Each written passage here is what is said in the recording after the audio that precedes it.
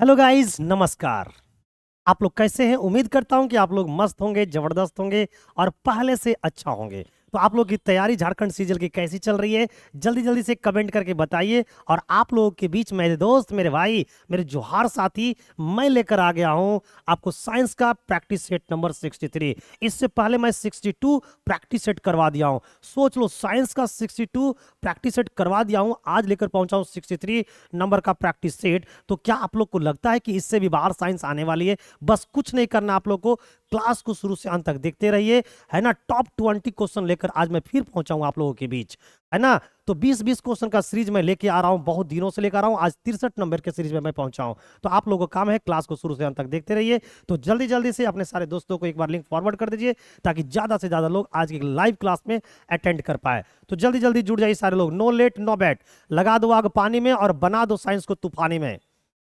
चलिए, जल्दी जल्दी से जुड़ जाइए, है ना। सारे मित्रों को एक बार लिंक को फॉरवर्ड कर दीजिए, ताकि आज की क्लास में ज्यादा से ज्यादा लोग क्या कर पाए, देख पाए। और क्लास को शुरू से अंत तक देख पाओगे, तब आपको अहमियत का पता चल पाएगा कि जो टॉप 20 क्वेश्चन है वो किस लेवल का क्वेश्चन है। और इस 20 क्वेश्चन के सीरीज में आप कितने क्वेश्चन अटेम्प्ट कर पाते हो, कितने क्वेश्चन बना पाते हो, अपना स्कोर जरूर बताना at the end of the session of 63। ठीक है, ओके माय डियर, लेता हूं पहला क्वेश्चन।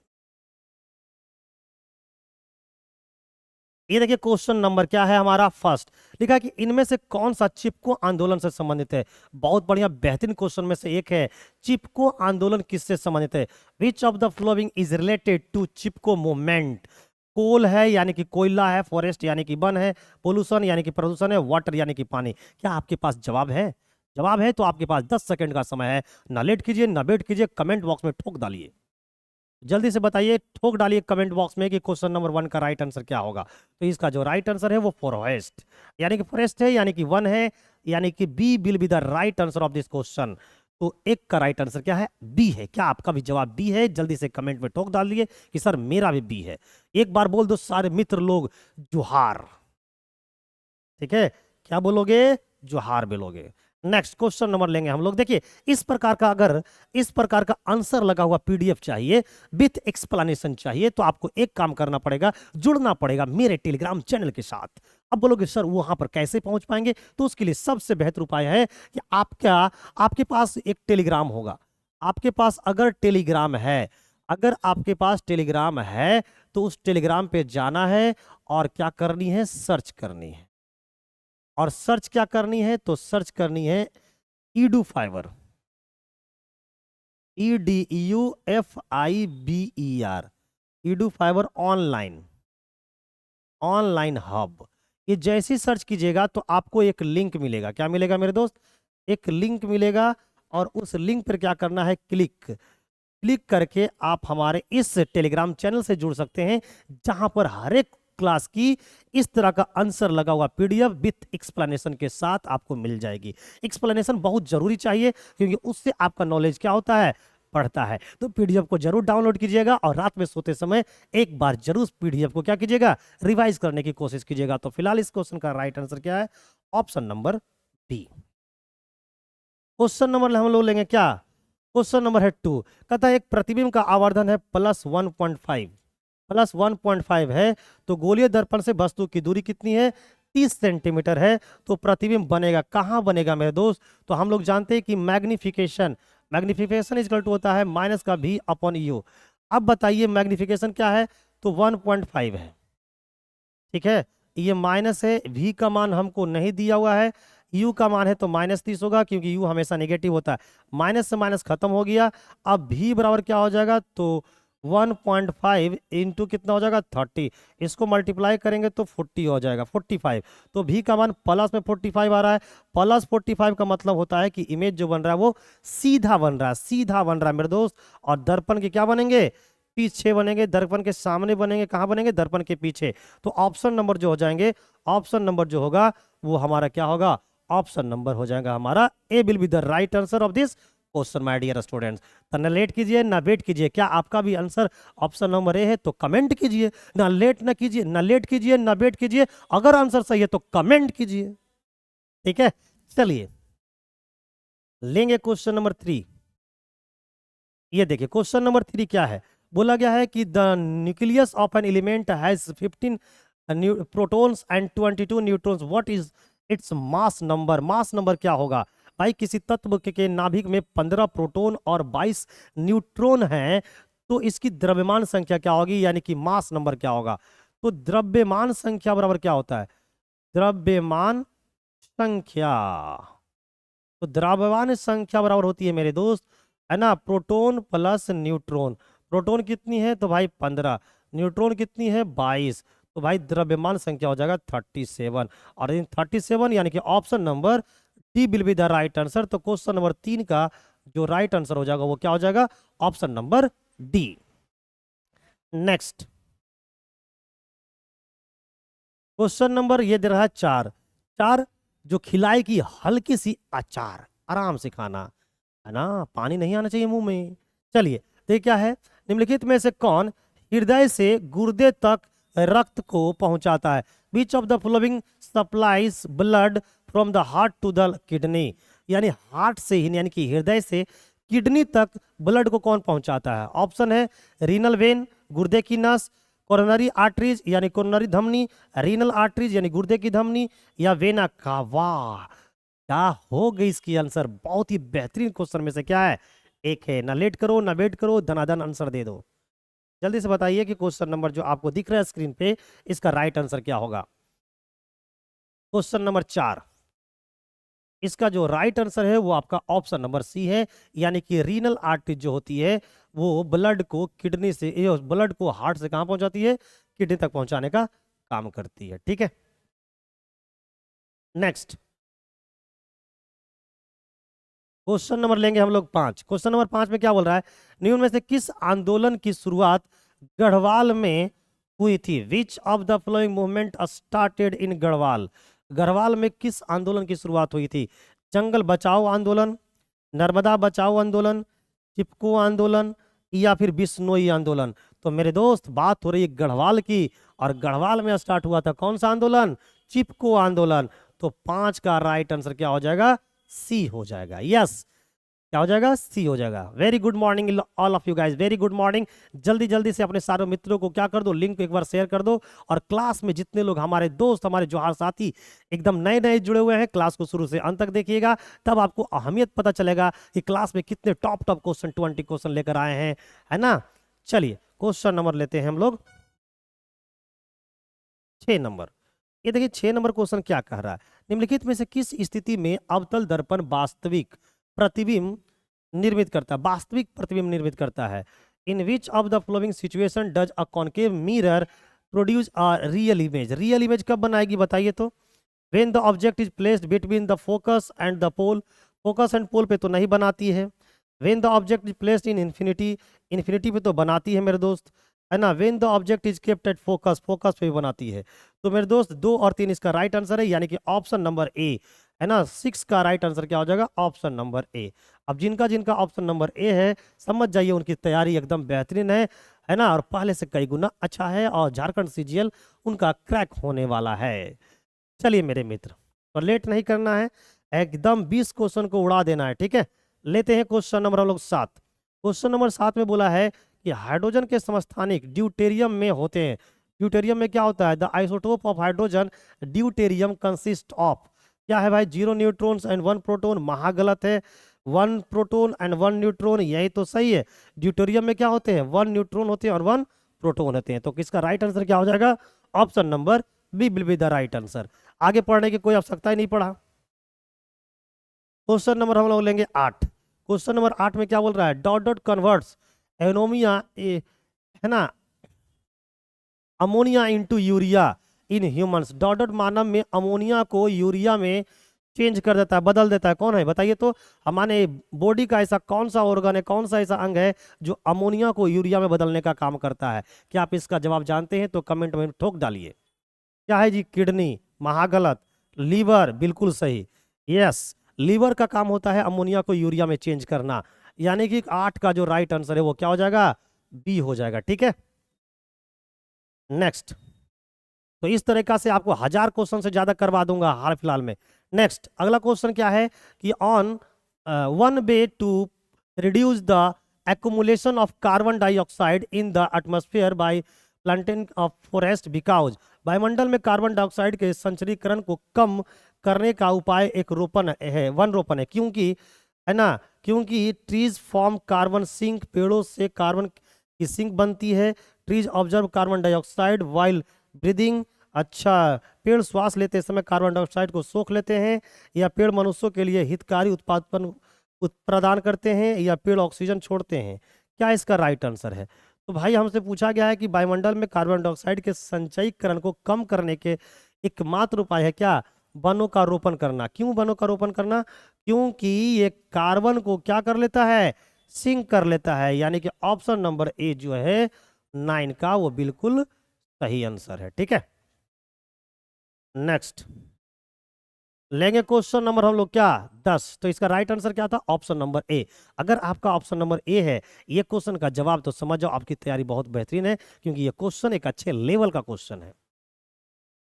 क्वेश्चन नंबर 10, गोलीय लेंस बनाने के लिए इनमें से किस पदार्थ का उपयोग नहीं किया जाता है? Which of the following materials can not be use to make spherical lens? Spherical lens बनाने के लिए किसका उपयोग नहीं किया जाता है? आपसे ये पूछा जा रहा है। क्या है जी? ट्रांसपेरेंट ग्लास, है ना, आपको सेलोफेन, आपका वुड, या वाटर। तो मेरे दोस्त वाटर का उपयोग नहीं किया जाता है, यानी कि 10 का जो राइट आंसर हो जाएगा वो क्या हो जाएगा? Option number C, option number C. Next question लेते हैं। क्वेश्चन नंबर हम लोग लेंगे 11। बोला है कि जिस ताप पर किसी गैस का आयतन क्या होती है? शून्य हो जाती है, उसे क्या कहते हैं? What is the temperature at which the volume of a gas becomes zero called? बताइए जी, जिस टेम्परेचर पे, जिस तापमान पे किसी गैस का आयतन शून्य हो जाता है उसे क्या कहा जाता है? अब्सोल्यूट स्केल टेम्परेचर, निरपेक्ष स्केल तापमान कहते हैं, या अब्सोल्यूट जीरो टेम्परेचर कहते हैं, यानी परम शून्य ताप कहते हैं। तो मेरे दोस्त आंसर तो निकल कर आ गया, आगे पढ़ने की कोई आवश्यकता नहीं है। उसे हम लोग कहते हैं अब्सोल्यूट टेम्परेचर, यानी कि परम शून्य ताप के नाम से जानते हैं। नेक्स्ट क्वेश्चन नंबर लेंगे हम लोग कितना? नंबर 12। 12 में बोल रहा है कि मानव मस्तिष्क का कौन सा भाग उल्टी की अनैच्छिक क्रियाओं को नियंत्रित करता है? Which part of the human brain controls the involuntary act of vomiting? बताइए तो कौन करता है? मिड ब्रेन करता है, या हिंड ब्रेन करता है, या स्पाइनल कॉर्ड करता है, या फोर ब्रेन करता है? तो मेरे दोस्त ये काम करता है मॉडल, आपको क्या बोलते हैं उसको? उसको बोलते हैं हम लोग हिंड ब्रेन, यानी कि option number B. Option number B 12 का क्या हो जाएगा? Option number B. Option number B will be the right answer. ठीक है, तो वो कौन करता है? जितने भी अनैच्छिक क्रिया होती है ना, उस पर कंट्रोल या उसको जो भी करने का काम करता है वो हमारा हिंड ब्रेन करते हैं। मोडेलन ओलेनगाटा इसका नाम है। ठीक है, नेक्स्ट क्वेश्चन नंबर हम लोग लेते हैं 13। 13 जो हल्का सा लगाएगा आपको फेरा, कहता है जीवाश्म ईंधन कोयला और पेट्रोलियम किस प्रकार के संसाधन है? What type of resources are fossil fuels coal and petroleum? वो क्या है जी? असमाप्य है, या फिर समाप्त और नवीकरणीय है, रेन्यूएबल है यानी कि नवीकरणीय है, या फिर एग्जॉस्टिबल एंड नॉन रिन्यूएबल? क्या है? तो कोयला, पेट्रोलियम, जीवाश्म ईंधन, ये जितने के जितने होते हैं वो नॉन रिन्यूएबल होते हैं और एग्जॉस्टिबल होती है। तो इसका राइट आंसर क्या हो जाएगा? Option number D. Option number D एकदम याद कर लीजिए। कोयला हो गया, पेट्रोलियम हो गया, जीवाश्म ईंधन जो किस प्रकार की गैसें है? तो non renewable source of energy है, यानी कि गैर नवीकरणीय ऊर्जा है। और ये कैसे होते हैं? तो एग्जॉस्टिबल होती है। इसका राइट आंसर हो जाएगा 13 का क्या? 13 का डी नंबर आपका सही हो जाएगा। क्वेश्चन नंबर हम लेंगे 14। क्वेश्चन नंबर 14 क्या कर रहा है आइए देखते हैं। कहता है कि 10 वोल्ट के विभवांतर वाले दो बिंदुओं पर 5 कूलाम के चार्ज को हस्तांतरित करने में कितना कार्य करना पड़ता है? How much work is required to transfer a charge of 5 coulomb across 2 point with a potential difference of 10 volt? तो हम लोग को पता है कि भाई साहब वोल्ट बराबर होता है क्या? वर्क अपॉन क्या? चार्ज। और चार्ज को हम लोग किससे लिखते हैं? क्यू से। तो भाई हम लोग को वर्क निकालना है तो क्या होगा? Volt into charge. तो बताइए वोल्ट कितना दे रखा है? वोल्ट दे रखा है आपको 10, और जो चार्ज है वो कितना दे रखा है? 5। तो भाई वर्क कितना हो जाएगा, वर्क हो जाएंगे 50, और वर्क का ऐसा यूनिट होता है जूल, तो हम लोग बोलेंगे 50 जूल काम करना पड़ेगा, यानी कि option number C. Option number C जो होंगे वो एकदम करेक्ट आंसर होंगे, मस्त आंसर होंगे और जबरदस्त आंसर होंगे। तो कितने मेरे ऐसे भाई हैं जिनका आंसर ऑप्शन नंबर सी आ रहे हैं, उनकी तैयारी बेहतरीन चल रही है।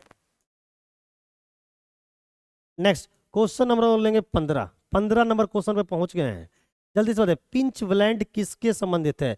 What is pinch blend related to, किससे संबंधित है जी, रेडियम से संबंधित है, यूरेनियम से संबंधित है, थोरियम से संबंधित है, या प्लूटोनियम से संबंधित है। क्या आपके पास जवाब है इस क्वेश्चन का, जल्दी से कमेंट करके बताइए कि रेडियम जो है, पिंच ब्लेंड जो है वो किससे संबंधित है। तो ये संबंधित है यूरेनियम से, यानी कि ऑप्शन नंबर बी। तो 15 का राइट आंसर क्या हो जाएगा, ऑप्शन नंबर बी हो जाएगा। नेक्स्ट मेरे दोस्त क्वेश्चन नंबर हम लेंगे 16। क्वेश्चन नंबर 16 क्या कह रहा है, निम्नलिखित में से कौन सी तंत्रिका तंत्र की मूलभूत संरचनात्मक और प्रकार्यात्मक इकाई है। Which of the following is the basic structural and functional unit of the nervous system. Nervous system की जो संरचनात्मक और प्रकार्यात्मक जो इकाई है उसे क्या कहते हैं, उसे हम लोग नोसो पेलेटाइन बोलते हैं, या नेफ्रॉन बोलते हैं, न्यूरॉन्स बोलते हैं, या फिर नेफ्रिक बोलते हैं, उसे हम लोग बोलते हैं न्यूरॉन्स, यानी कि option number C. Option number C, तो 16 का right answer option number C हो जाएगा। नेक्स्ट नेक्स्ट क्वेश्चन नंबर लेंगे हम लोग क्या, 17। क्वेश्चन नंबर 17 में हल्की से थोड़ी सी है खतरा, क्या है जी, विच निम्नलिखित में से कौन सा ऊर्जा का एक नवीकरण स्रोत है। Which of the following is a renewable source of energy, क्या है जी, कोल, पेट्रोलियम, सिंथेटिक गैस, या नेचुरल गैस। तो भाई कोल पेट्रोलियम के बारे में अभी तो हम लोग पढ़े थे, वो non renewable source of energy है। तो भाई नेचुरल गैस भी non renewable source of energy है, तो इसका राइट आंसर क्या होगा, सिंथेटिक गैस, यानी कि ऑप्शन नंबर सी। देखिए इस तरह का अगर आपको आंसर दिखता हुआ पीडीएफ चाहिए, या फिर विथ एक्सप्लेनेशन के साथ का पीडीएफ चाहिए, तो आप हमारे Telegram channel Edu fibre online hub के साथ जुड़ सकते हैं। और जितने हमारे भाई मेरे, जितने हमारे जोहार साथी हमारे साथ जुड़े हुए हैं, है ना, पहली बार अगर क्लास देख रहे हैं तो क्लास को शुरू से अंत तक देखिए, और देखने के बाद अगर अच्छी लग रही होगी तो एक बार लाइक और सब्सक्राइब करना ना भूले मेरे दोस्तों। क्वेश्चन नंबर 18, देखा निम्न में से कौन सा धातु का सिलिकॉन के समान संयोजकता प्रदर्शित करते हैं। Which elements exist the same valency as silicon, silicon के जैसा आपको दिखाते हैं संयोजकता। तो वो carbon carbon carbon carbon, sodium का नहीं होगा, मैग्नीशियम का नहीं होगा, क्लोरीन का नहीं होगा, किसका होगा, कार्बन का, ऑप्शन नंबर बी। तो 18 का जो है राइट आंसर वो बी होगा। ठीक है प्यारे मित्र, क्योंकि कार्बन का इलेक्ट्रॉनिक विन्यास क्या होता है, सॉरी कार्बन का जो एटॉमिक नंबर होता है वो 6। अब इसको तोड़ोगे तो 2 और 4 होगा। अब यहाँ पर देखिए हमारा सिलिकॉन है, सिलिकॉन का कितना होता है 14, इसको तोड़ोगे 2, 8 और 4, तो देखिए संयोजकता जो है वो कितना है, 4 है। और बाकी क्लोरीन में, सोडियम में, है ना, सोडियम का कितना होता है 11।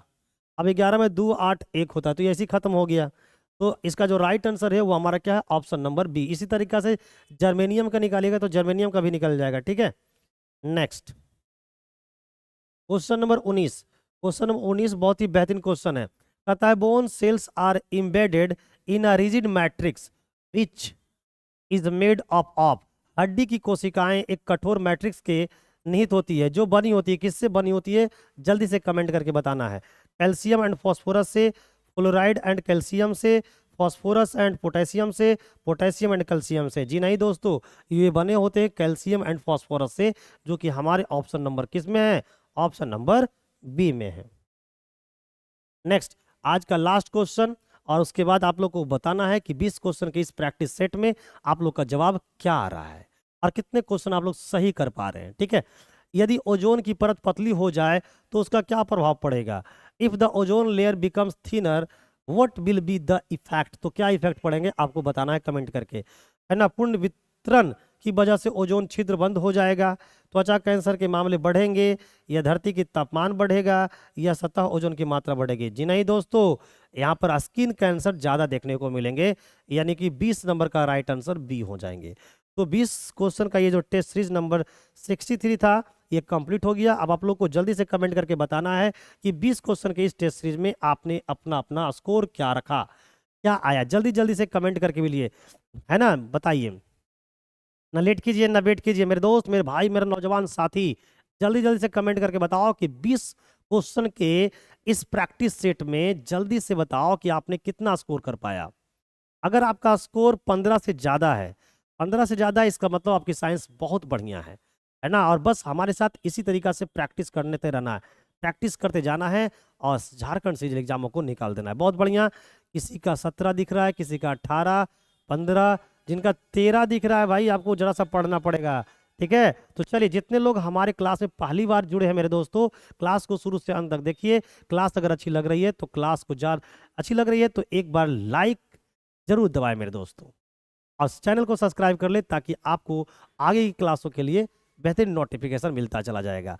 थैंक यू, बाय बाय, मिलते हैं अगली क्लास में। आपका दिन शुभ हो। ओके।